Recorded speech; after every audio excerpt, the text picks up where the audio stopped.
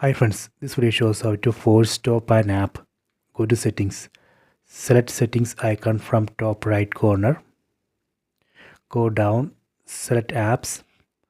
Select see all apps. Here you can see all installed apps. Go down. Let me select one app. Let me select this YouTube app. And here you can see the force stop option.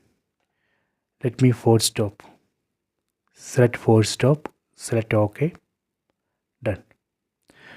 This way we can force stop an app.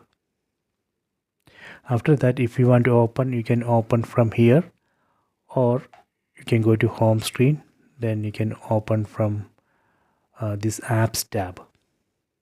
Okay, so you can try this. I hope you enjoyed this video. Please subscribe this channel. Please like and share the video.